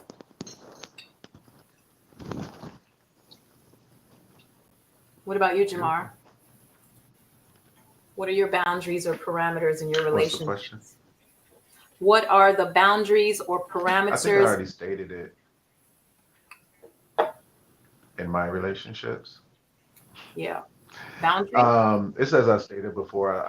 I expect everybody to be an adult. I'm not going to be anybody's villain, um, or a hero. Honestly, I'm going to show up as myself and fit in where I fit and vibrate on the frequencies of those that I vibrate with. And once those frequencies, don't match up, they fall as they should. But Yeah, You're out. out. those are the only boundaries. Okay, you heard what I said about submissiveness, right? That you are submissive in your relationship. Naturally, yeah. Yeah, that's beautiful. Yeah, it is, but it's not a big deal either. I think a lot of people put a lot of value on it. Right. There's a lot of value put on it, but it's just a way of being. Yeah. I like, Especially now, I the like Kevin peace. Samuels culture is very like, oh, Whoa, submissive. whoa. I'm not talking about you. I'm talking about it's like this Kevin era. Samuels culture. We gonna It's a blame Kevin the culture. Samuels culture. Kevin didn't create the culture. He just shined a light on it, though. What I'm saying is, I am like that naturally, so I don't have an issue with it. I know that not every woman is like that, but I was raised that way, and I have no issue. It's my natural order, whether I'm polyamorous or monogamous. I don't think every woman is naturally submissive. You can learn to be, but I know some women like take offense to having to do certain things. But that's that, and that and then I see some men like it has to match. It just has to match. Some men like it and want it and require it. Some men don't need it. They're just fine with one be like, hey, can you do this? Blah, blah, blah. There's just like a different like role. And you just got to match the right people to the right circumstances and values. That's really all it is. 100%. Not all women have to be that way. Not all men receive it, So that's the way I look at it. Oh my God, we've been going for almost 2 hours. Yeah. So I think it's time to end this I live. started eating my sandwich. I was like, y'all had me for the first hour and a half, and then I know. Like sometimes the conversations just keep flowing and we don't even pay attention to the time. Typically, we try to cut it out 1 hour. Really, but So we just go with the flow. One thing I want to clear up, I guess, from this part of the conversation I felt a little tense is it doesn't look like it needs to look for anybody. Like I think Jackie made a comment about it being selfish and a free for all. Yeah, it comes off as like you could just do whatever the hell you want to or what have you. That's what solo polyamory is. That's the definition of what it is. You are your own agent. Yeah, but you don't do it. And there's a lot of action. How does that differ from ethical non-monogamy, though? It's not. So polyamory is just a little section under the umbrella of non-monogamy. Does that make sense? So it's a section of non-monogamy. So it's not, Yeah, it's a lot of terminology and whatever. That's fine. And there's different ways that people navigate. Like, for example, like when people might find solo polyamory to not be appealing to them, I find polygamy to be super unappealing. Very, very horrible. So, everyone has like a different feel about things. When I see a man saying, oh, I have a girlfriend and I'm looking for a third to meet, I don't like that. That is demeaning to me. Can y'all pull up Mrs. Jackie comment, please? I would love for you to address that. Jackie says, y'all ever heard of unfamiliar spirits? And do any of you know the etymology of poly or where it is even derived from? Only asking because we love jumping on things with no research. Can anyone answer? I mean, for me, it's just in the definition of the word, like many loves. But a lot of people are into spirituality. We all have different things that we believe in, right? Some people believe in Pentecostal Catholicism and spirituality and this and that. Some people believe like if you sleep with somebody, their spirits, inhabitate your body and this and that. I mean, it's honestly, it depends on your belief. All that I feel like falls under religion and different beliefs. Again, I don't know, but so, I feel like this question probably may be coming from like, oh, you just like sleeping around and doing whatever the fuck you want to do. Yeah, pretty much. And I mean, if that's what somebody chooses to do, that's and a lot of people are miserable in their marriage. Believe in that. But yeah, when we look at the origin of polyamory, it comes out of polygamous relationships in Africa. Some of them were matriarchal, some of them were patriarchal.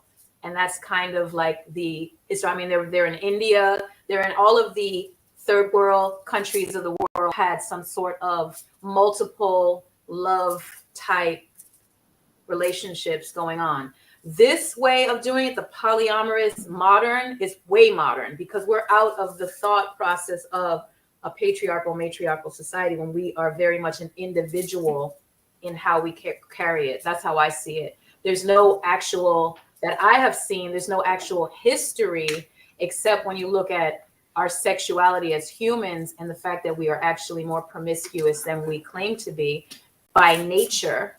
So, religion has put these things on us to cool that down. You know what I'm saying? So, the unfamiliar spirits, to me, that goes into that weird religious place that I don't want to jump into. So, but we love jumping on things with no research. I definitely read about polyamory all the time, and my book collection speaks to that. So, any comments, Jamar, on that?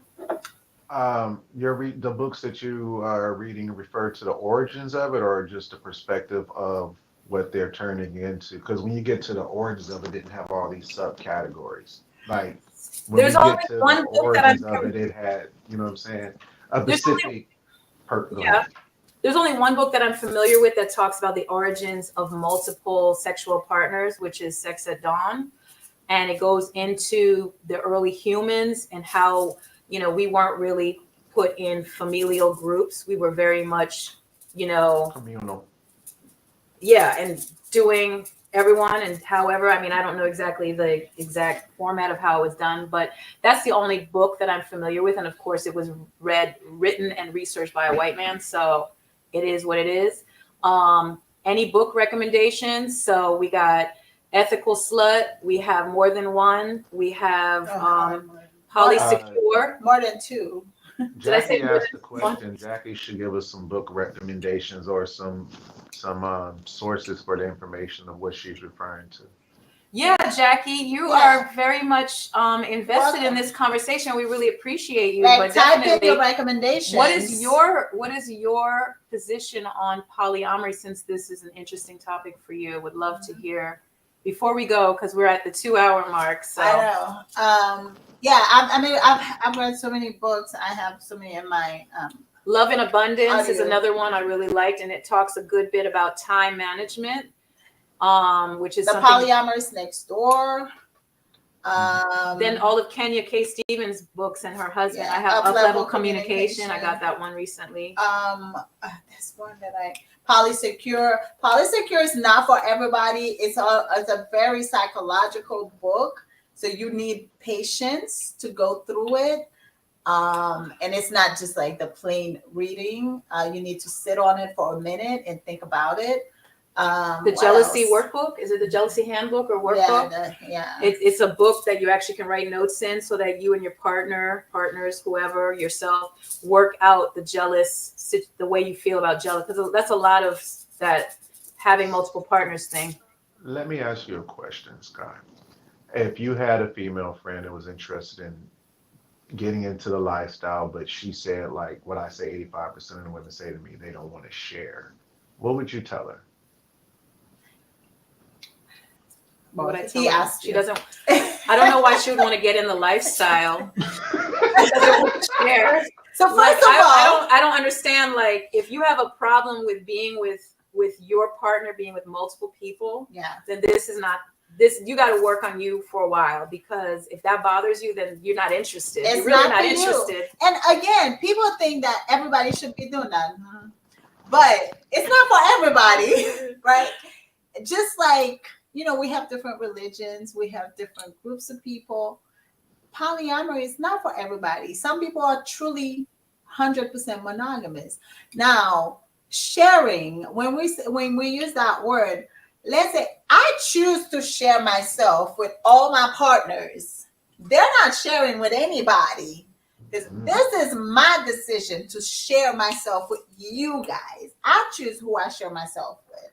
So the fact, again, just like earlier in the comments, I can't remember who made that comment, but a lot of times when you say I'm not sharing, you're already sharing without even knowing. Because if we look at the stuff that's out there, most people who come on social media claiming they got some kind of STD from somebody, it's usually in monogamous relationship. You didn't know you were sharing, but honey, you were sharing. So the fact that people are like, oh, I don't like sharing, I'm not sharing, it's not your decision.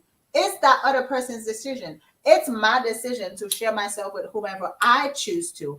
I make you aware of my decision to share myself with other people. And if you like it, you can stay. If you don't, you can exit. That's pretty much it. Stage left. Well, when you say it like that, that's a great place to end the show. Yeah. Thank you, Jamar. This was really deep. Thank you, Jackie. Thank you, Kay Coleman, Novia, Damon, everybody who jumped on here. Joined Thank you for joining us. We love having you guys. Just as always, remember, if you want a specific topic to be debated and talked about, we don't know it all. We're all just having a conversation. This is not, we know some stuff about polyamory. We're not trying to be the educator, but we are the educator. But we're here for a conversation. The goal of this podcast is to be able to have an open conversation. That looks good. Oh my God! What are we eating here? He did not want to share his dinner. Don't worry about it. Why did you want to share with us? What are we eating? That sandwich looks good right now. Yeah. But yeah, remember to follow us on social media. Like on Facebook, follow on Instagram, subscribe. English. I know. I keep going to the French part. Subscribe on YouTube. Right? YouTube, and Facebook, Instagram. We are also writing a book about polyamory coming from a Caribbean woman's point of view. So if you want to support us, you can also cash out the Poly Pimps. Oh yeah, I forgot that part. Yes. And we are here every other Thursday for now, because we change the days as we see fit.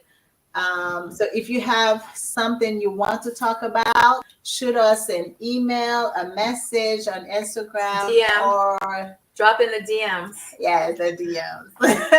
So thank you guys for joining us. I think I had one more thing to tell Jamar. Well, thank you, Jamar. Thank you guys for having me. Wait, so everybody knows, how many spots do you have left? You how many? You got 6 spots? I can't say. Jamar, if you just want to put in your application, go ahead and then I'll let you know if there's an open slot. You know what? Let me check with my partners and see if very nice. Very nice. Bring them all to the dinner. Very cool. That part, yes. I can't say what availability I have. But thank you for joining us. It was so nice meeting you tonight. We truly enjoyed this conversation, and we hope it won't be the last. Hey, just let me know if you need me back. All right. Absolutely. You guys have a great night, and see you in 2 weeks. Peace, y'all. Later. Bye.